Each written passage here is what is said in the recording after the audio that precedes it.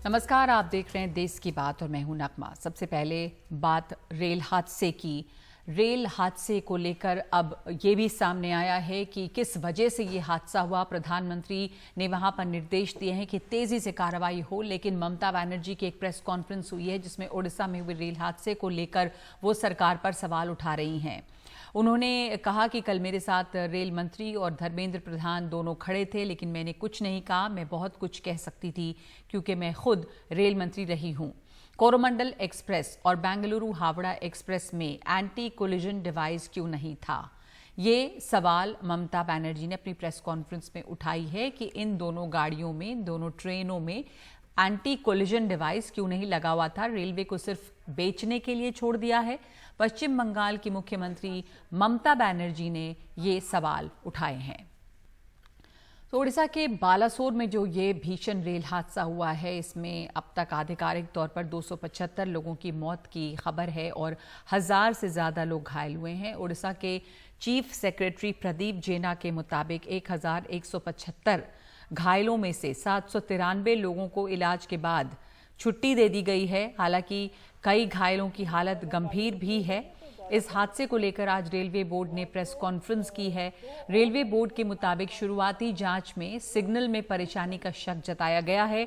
Railway board के मुताबिक 4 line का स्टेशन, बीच में 2 मुख्य लाइन। यहाँ पे 2 गाड़ियाँ खड़ी थी जिनको रोका गया कि ये मेल एक्सप्रेस गाड़ियाँ जो है जिनको यहाँ रुकना नहीं है, उनको जाने के लिए एकदम क्लियर पाथ मिले। इसके अलावा बगल में 2 लूप लाइन है और दोनों पर मालगाड़ी खड़ी थी। 2 मुख्य लाइन का सिग्नल ग्रीन था जिस पर ट्रेन आ रही थी। कोरोमंडल की स्पीड 128 किलोमीटर प्रति घंटा थी। यशवंतपुर की स्पीड 126 किलोमीटर प्रति घंटा थी। दोनों ट्रेन अपने निर्धारित 130 किलोमीटर की रफ्तार के भीतर ही थी। ट्रेन के ओवर स्पीडिंग का कोई मामला नहीं है। शुरुआती जांच में सिग्नल में परेशानी का शक है। सिर्फ एक कोरोमंडल ट्रेन दुर्घटनाग्रस्त हुई है। कोरोमंडल एक्सप्रेस साथ में खड़ी मालगाड़ी से टकराई। मालगाड़ी में आयरन ओर होने की वजह से इम्पैक्ट बहुत ज़्यादा हुआ। आयरन ओर की वजह से ज़्यादा क्षति हुई। कोरोमंडल एक्सप्रेस के कुछ डब्बे मालगाड़ी पर चढ़ गए। टकराने के बाद कोरोमंडल के डब्बे दूसरे मुख्य डाउन लाइन पर आ गए। डाउन लाइन पर आए डब्बों से उससे दूसरी ट्रेन जो यशवंतपुर की ट्रेन जो थी उसकी टक्कर इससे हुई है।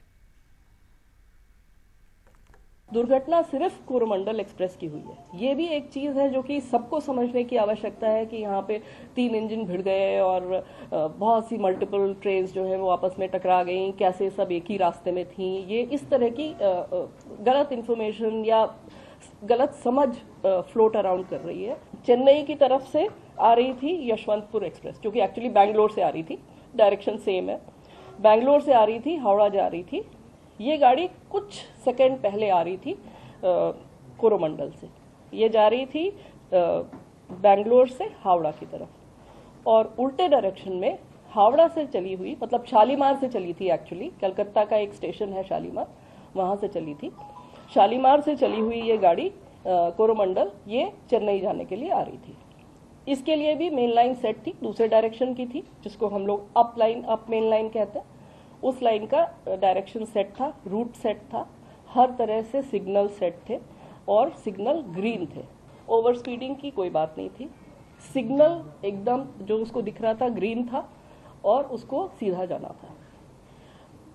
किसी कारणवश जो कारण अभी इन्वेस्टिगेशन में है और मंत्री जी, जैसा आप लोग देख ही रहे हैं कि मंत्री जी पिछले 36 घंटे से उसी साइट पे, उन्होंने अभी जानकारी दी है कि प्रिलिमिनरी फाइंडिंग से ऐसा लगता है कि सिग्नलिंग में कोई परेशानी पाई गई, लेकिन वो भी प्रिलिमिनरी जानकारी है। हमारे जो कमिश्नर ऑफ रेलवे सेफ्टी हैं उनकी जांच चल रही है, इसलिए उनकी जांच कंप्लीट हुए बिना हम लोग कुछ भी नहीं शेयर कर सकते हैं। अभी फेलियर कंप्यूटर समझता है, लॉजिक समझता है और उसको डिटेक्ट करेगा। अगर कि यहाँ पे कोई फेलियर है तो वो सारे सिग्नल लाल हो जाएंगे, फेल सेफ हो जाएगा और गाड़ियाँ बंद हो जाएंगी कि पहले आप रुक जाइए, लेट अस चेक क्या प्रॉब्लम है, तभी आप आगे जाइए।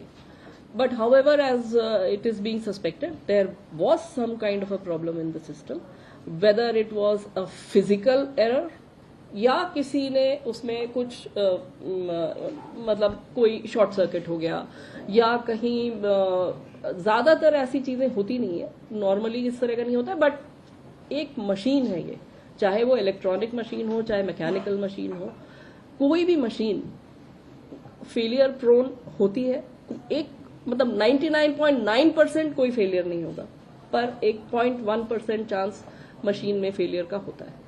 तो वो पॉसिबिलिटी तो हमेशा ही है हर तरह के सिस्टम में।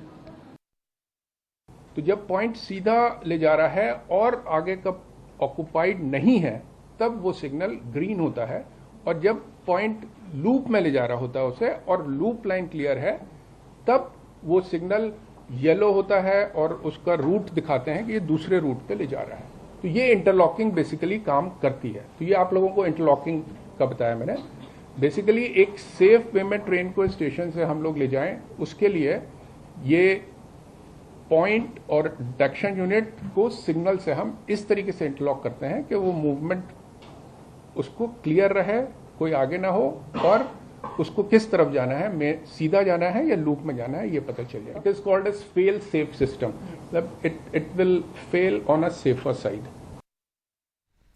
ओडिशा के बालासोर में हुए रेल हादसे की जांच पर रेल मंत्री अश्विनी वैष्णव का एक बड़ा बयान सामने आया है। उन्होंने कहा कि हादसे की वजह का पता लग गया है और इसके लिए जिम्मेदार लोगों की पहचान भी कर ली गई है। इलेक्ट्रॉनिक इंटरलॉकिंग में बदलाव के चलते ये हादसा हुआ है। रेल मंत्री ने ट्वीट करके जानकारी दी कि बालासोर में हादसे की जगह डाउन लाइन को ठीक कर लिया गया है।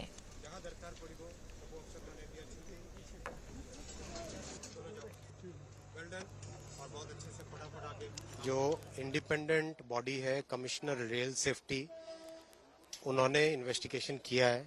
मेरा इस वक्त कमेंट करना ठीक नहीं होगा। Let the inquiry report come out, but the cause of the accident has been identified and the people responsible have been identified. So अभी कुछ भी कहना ठीक नहीं है। Let the entire thing be investigated by the proper investigating authorities. हमारा सारा का सारा फोकस रेस्टोरेशन पे। आपने देखा ये रेलवे ट्रैक अभी जो एक यहाँ पे 4 ट्रैक्स हैं टोटल, 2 मेन लाइन है, 2 लूप लाइन है। तो ये मेन लाइन का काम कंप्लीट हुआ है, अभी उसका OHE का काम चल रहा है, अभी ट्रैक की टेस्टिंग चल रही है। वो जो गाड़ी है ट्रैक की टेस्टिंग करके आ रही है। कवच का इससे कोई संबंध नहीं। कल ममता जी आके बोल के गई थी, उनको जितना इस विषय के बारे में जानकारी होगी उसके हिसाब से उन्होंने कहा। ये विषय अलग है, इस विषय में पॉइंट मशीन की बात है, इलेक्ट्रॉनिक इंटरलॉकिंग की बात है। इलेक्ट्रॉनिक इंटरलॉकिंग में जो चेंज किया जिसके कारण ये दुर्घटना हुई, जिसने भी किया, जिसने भी जो भी इसके कारण है, वो इन्वेस्टिगेशन से निकलेगा।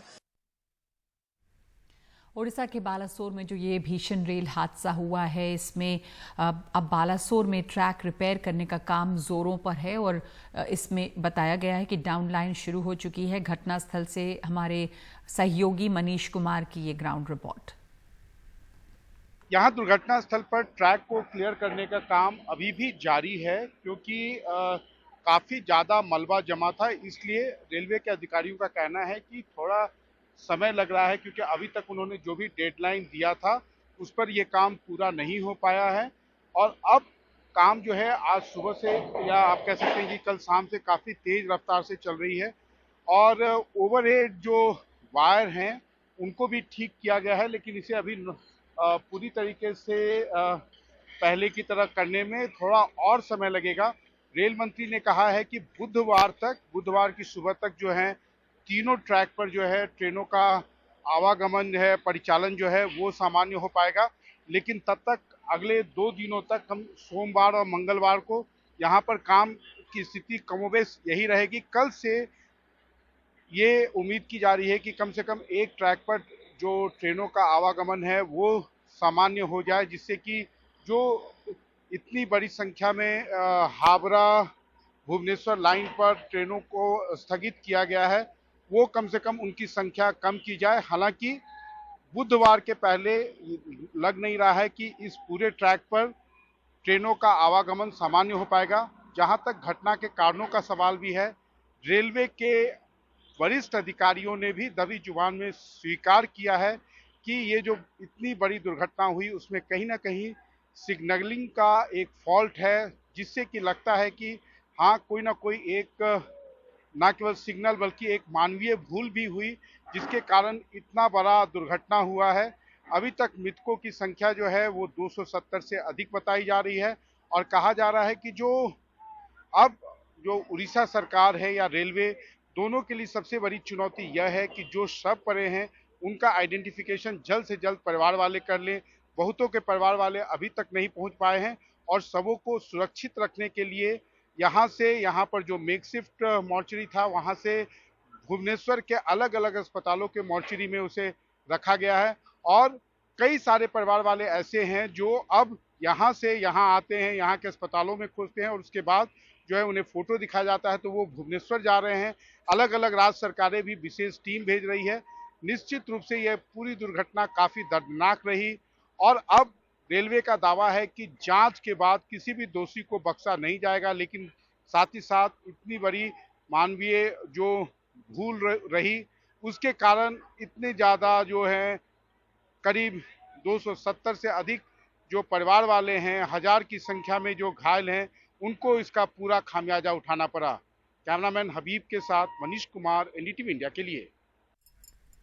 और एनडीआरएफ के डीजी से भी बात की है मनीष कुमार ने। एक्सीडेंट साइट पर रिलीफ और रेस्क्यू ऑपरेशन अब खत्म हो रहा है। हमारे साथ एनडीआरएफ के डीजी अतुल करवाल हैं। सर, ये बताइए कि ये जो ऑपरेशन था पिछले 36 घंटों से अधिक चला, ये कितना आसान और कितना डिफिकल्ट था?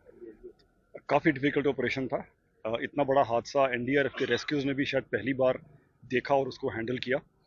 रात में हुआ तो लो लाइट कंडीशंस शुरू से थी, जबकि हमारे पास तमाम तरह की सुविधा लाइटिंग की रहती है। फिर भी दिन में होना रात में होने में एक अंतर होता है।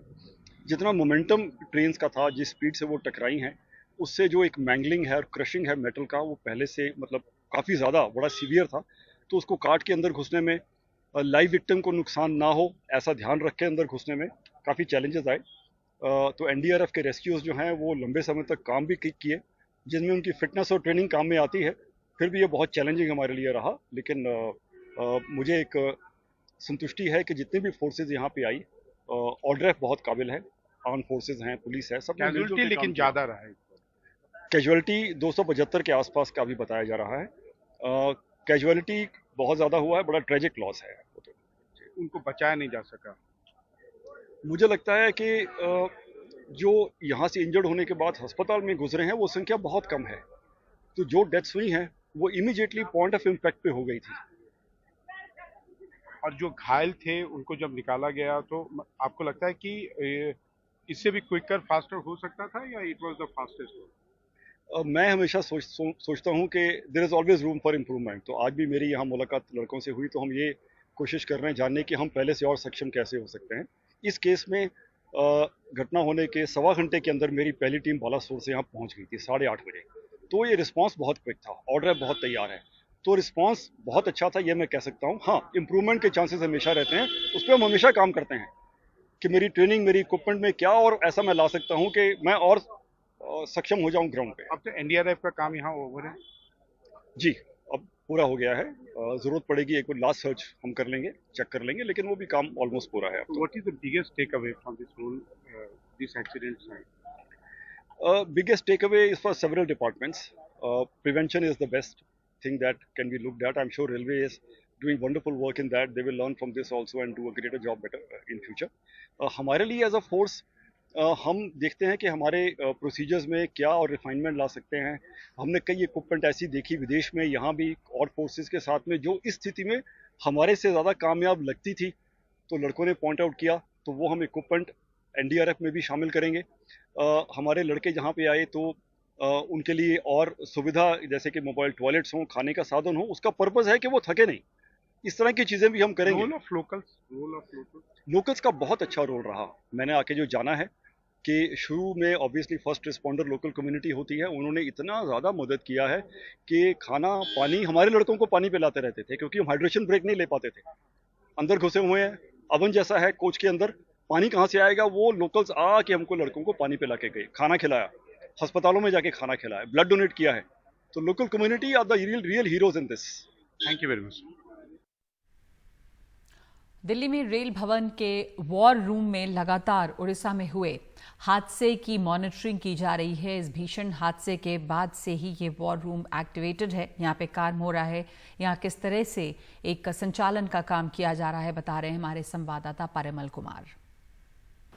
इस वक्त हम रेलवे के वॉर रूम में मौजूद हैं, जो रेल भवन में है, और आप यहाँ पे देखिए कि जो रेस्टोरेशन का काम चल रहा है बालासोर में जो ट्रेन हादसा हुआ उसके बाद उसकी मॉनिटरिंग यहाँ से की जा रही है। तमाम अलग अलग विभागों के जो अधिकारी हैं रेलवे के, वो यहाँ पर मौजूद आपको नज़र आएंगे और उस पर निगरानी 24 घंटे रखी जा रही है जब से यह हादसा हुआ है। इस वॉर रूम का उपयोग कई मौक़ों पे होता है। पहले पैसेंजर जब अपनी कंप्लेन दर्ज करते थे तो उस वक्त में इसका सहारा लिया गया, लेकिन अभी फ़िलहाल जो है ये मॉनिटरिंग करने का काम हो रहा है कि वहाँ पर किस तरह की चीज़ों की ज़रूरत है, या फिर अस्पताल को लेकर जो मॉनिटरिंग करनी हो, किसी को अगर वहाँ ज़रूरत हो, या रेस्टोरेशन में अगर कोई दिक्कत आ रही हो जिसमें स्टेट गवर्नमेंट से तालमेल बिठाना हो या फिर पुलिस से तालमेल बिठाना। तो लगातार जब से ये हादसा हुआ है तब से ये वॉर रूम जो है इस एक्सीडेंट साइट को लेके एक्टिव हो गया है, और यहाँ पर चीज़ों को जो रेस्टोरेशन में कोई कहीं दिक्कत तो नहीं आ रही है, लेकिन क्या स्थिति है उस पर नज़र और निगरानी है। यहाँ पे तमाम बड़े अधिकारी जो रेलवे के हैं वो मौजूद हैं और वो यहाँ से देख रहे हैं कि किस तरीके से चीज़ें की जा रही हैं। यहाँ पे देखिए कि पूरा आपको जो नज़र आएगा, हर सिस्टम पे कोई ना कोई नज़र आएगा, और इसमें अलग अलग डिपार्टमेंट के लोग भी हैं, चाहे वो कमर्शियल के हों, चाहे मैकेनिकल के हों, चाहे किसी भी विभाग के हों, वो यहाँ पर आपको नज़र आएंगे। और ये तमाम लोग इस बात को लेकर लगे हुए हैं। सिर्फ यहाँ से निगरानी नहीं हो रही है, यहाँ पे मुआवजा किसको मिला उसकी डिटेलिंग भी की जा रही है। साथ में अगर कोई ज़रूरतमंद है जो अपने परिवार के बीच पहुँचना चाहता है, जिनका कोई अपना इसमें घायल हो गया, तो उनकी मदद भी यहाँ से की जा रही है। और 139 नंबर का जिक्र अक्सर किया गया है, और आज भी प्रेस कॉन्फ्रेंस में जिक्र किया गया कि कोई भी अगर किसी को कोई सहायता चाहिए इस दुर्घटना से संबंधित, अगर उनका कोई परिजन है, तो 139 नंबर के जरिए सहायता ले सकते हैं। और आप यहाँ पे हर जगह पे देखिए, हर टर्मिनल पे आपको लोग नज़र आएंगे, और कोशिश यही है कि किसी तरीके से इस रूट को बहाल किया जाए। लेकिन हालांकि 12 बजे के आसपास जो डाउन लाइन है उसको बहाल कर दिया गया।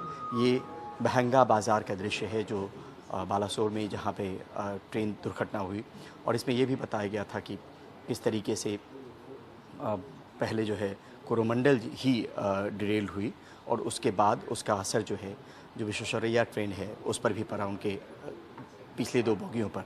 तो यहाँ से एक कोऑर्डिनेशन का काम जो है वो साइट पे किस किस तरह की ज़रूरत है उस काम को अंजाम देने की कोशिश रेलवे महकमे द्वारा जो है वो की जा रही है, और बड़े अधिकारियों की नज़र और निगरानी है।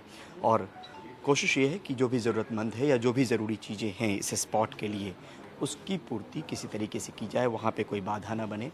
और ये वॉर रूम जो है, एक बार और फिर से दोहराएं तो वॉर रूम अलग अलग वक्त में अलग अलग चीज़ों के लिए होता है। हमने कई बार देखा कि पैसेंजर को अगर कोई शिकायत होती है जर्नी के दौरान तो तब भी वॉर रूम एक्टिव रहता है। लेकिन अभी क्योंकि हादसा हुआ है, दुर्घटना हुआ है, ट्रेन दुर्घटना हुई है, तो उसके बाद इन्हीं चीज़ों को लेके, मॉनिटरिंग करने को लेके, रेस्टोरेशन काम में कोई दिक्कत नहीं हो उसको लेके वॉर रूम जो है अभी फ़िलहाल आपको काम करता हुआ नज़र आएगा। यहाँ पे अधिकारी नज़र आएंगे। नई दिल्ली से कैमरा पर्सन राकेश के साथ परिमल कुमार, NDTV इंडिया। और इस हादसे के बाद अडानी ग्रुप के चेयरमैन ने इस हादसे पर ट्वीट किया है, जिसमें उन्होंने ये लिखा है कि उड़ीसा की रेल दुर्घटना से हम सभी बेहद व्यथित हैं, और हमने फैसला लिया है कि जिन मासूमों ने इस हादसे में अपने अभिभावकों को खोया है, उनकी स्कूली शिक्षा की जिम्मेदारी अडानी समूह उठाएगा। पीड़ितों और उनके परिजनों को संबल और बच्चों को बेहतर कल मिले, ये हम सभी की संयुक्त जिम्मेदारी है।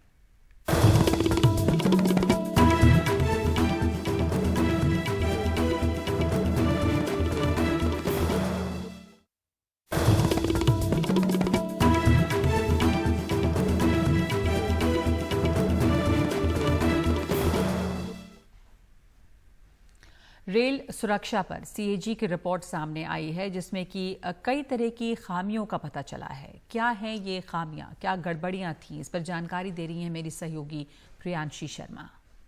सरकार ने कहा है कि उड़ीसा का ट्रेन क्रैश जिसमें 270 से ज्यादा लोग अपनी जान गंवा चुके हैं वो इसलिए हुआ क्योंकि एक ट्रेन कोरोमंडल एक्सप्रेस डीरेल हो गई, यानी वो अपनी पटरी से उतर गई। तो अब सवाल पैदा हो रहे हैं कि क्या सरकार ने अच्छा काम किया है ऐसे हादसों को रोकने के लिए। और बहुत सी ऐसी रिपोर्ट्स हैं जो ये कहती हैं कि सरकार ने काफी चेतावनियों को नजरअंदाज किया है।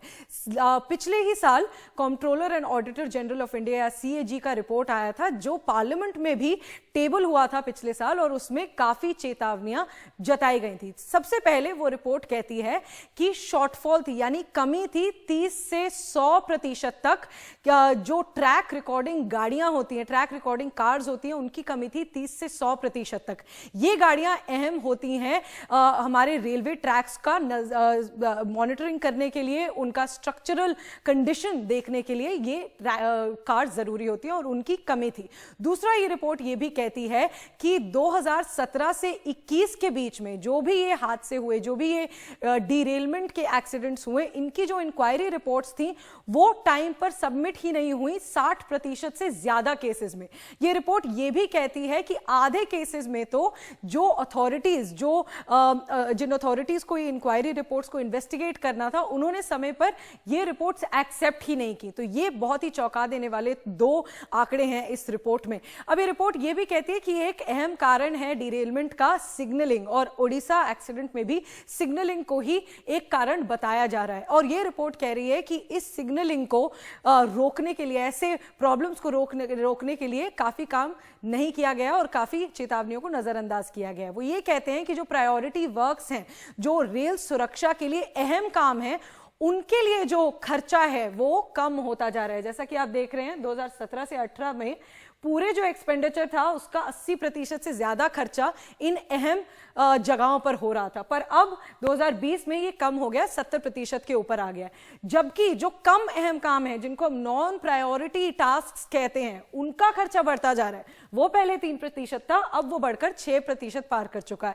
तो यानी हम अपने अहम खर्चे तो कम कर रहे हैं और वो पैसा अब हम कम अहम खर्चों पर लगा रहे हैं। अब ये रिपोर्ट ये भी कहती है कि इस वजह से जो पूरा कारण था, जिस वजह से हमने एक अलग फंड क्रिएट किया था जिसको कहते हैं RRSK यानी रेल संरक्षण कोष, वो कहते हैं कि हमने अलग फंड क्रिएट किया था रेल सुरक्षा के लिए, पर क्योंकि ये पैसा वहां इस्तेमाल नहीं हो रहा है तो इस फंड का कोई काम ही बचा नहीं है और उस फंड में ये खर्चे हो नहीं पाते हैं क्योंकि पैसा बचता नहीं है। अब ये रिपोर्ट ये भी दिखाता है कि जो सरकार जो पैसा खर्च करती है रेल सुरक्षा के लिए वो बजट से काफी कम है। बजट तो वो करते हैं हर साल 5,000 करोड़ रुपए इस रेल संरक्षा कोष के अंडर, पर देखिए जैसा आप देख सकते हैं हर साल उस बजट से बहुत कम एक्सपेंडिचर होता है, बहुत कम खर्चा होता है। अगर हम एवरेज निकालें इन 4 सालों की तो करीब 80% खर्चा हुआ है।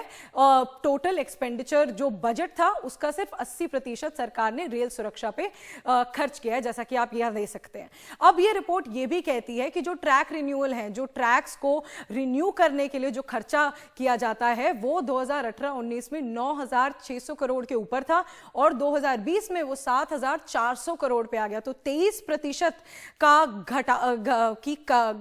घट गया ये खर्चा जो हम देख रहे हैं, जो ट्रैक रिन्यूअल्स के लिए इस्तेमाल किया गया। अब ये भी कहते हैं कि 2018 में जो एक्सपेंडिचर था, जो खर्चा था ट्रैक रिन्यूअल का, वो बजट से 14% कम था। 2019 में ये 25% कम था और 2020 में 13% कम था।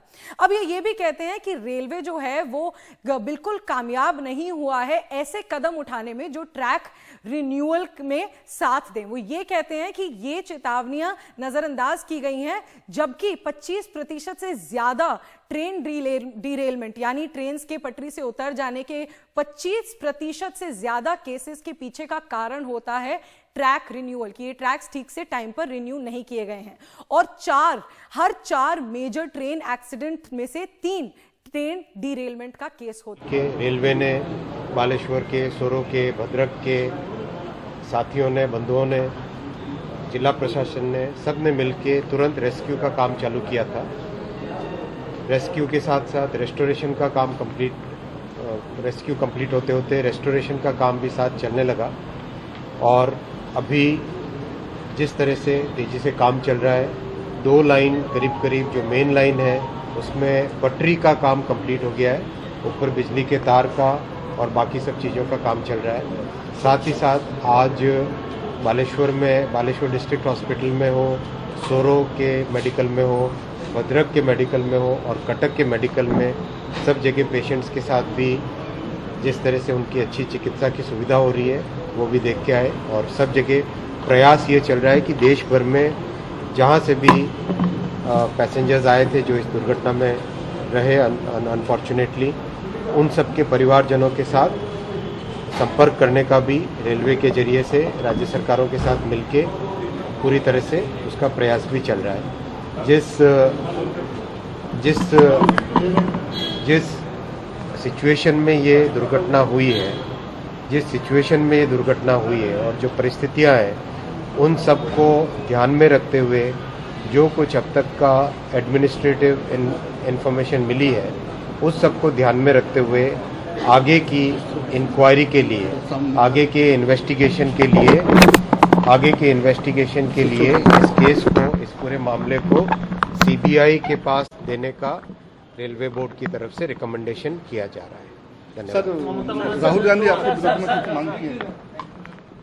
तो रेल मंत्री अश्विनी वैष्णव ये प्रेस कॉन्फ्रेंस कर रहे थे जहां पर उन्होंने बताया है कि घायलों को बेहतर स्वास्थ्य सुविधाएं मिल रही हैं। तमाम कोशिश की जा रही है कि घायलों को सबसे से ज़्यादा फौरन मदद जो है वो मिल सके। ये भी उन्होंने बताया है कि जिन परिस्थितियों में ये हादसा हुआ है उसके ऊपर रेलवे बोर्ड ने रिकमेंडेशन की है जाँच के लिए, जिसमें पता चलेगा कि ये जो हादसा है वो किस तरह से हुआ, क्यों हुआ, कैसे इसको टाला जा सकता था। इस समय रेलवे मंत्री अश्विनी वैष्णव ने एक जानकारी आकर दी है जिसमें इन बातों के ऊपर उन्होंने बताया कि क्या स्थिति है, किस तरह से राहत और बचाव का काम वहां पर चल रहा है और इस पूरे हादसे की जांच के रिकमेंडेशंस रेलवे बोर्ड ने दी है।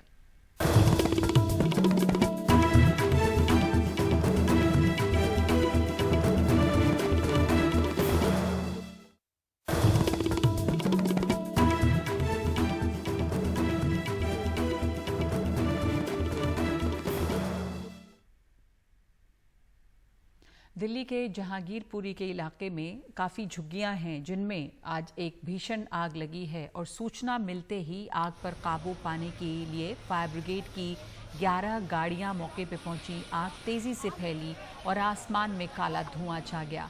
फायर ब्रिगेड के अधिकारी के मुताबिक आग कूड़े के ढेर से शुरू हुई और फिर तेज़ी के साथ फैल गई। साथ ही उन्होंने कहा कि आग पर काबू पाया जा रहा है लेकिन कूलिंग प्रोसेस में बहुत वक्त लगेगा। आग से किसी के हताहत होने की कोई सूचना नहीं है।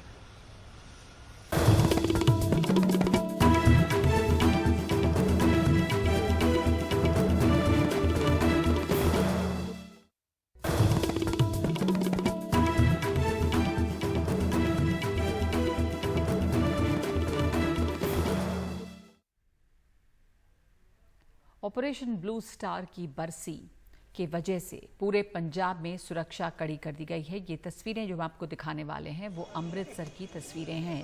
पंजाब में केंद्रीय बलों की भी तैनाती की गई है। पंजाब के एडीजीपी लॉ एंड ऑर्डर ने कहा है कि वो सभी लोगों से शांति बनाए रखने की अपील करते हैं। अफवाह फैलाने वालों पर कड़ी कार्रवाई की जाएगी। पंजाब के सभी शहरों और संवेदनशील जगहों पर पुलिस लगातार फ्लैग मार्च भी कर रही है।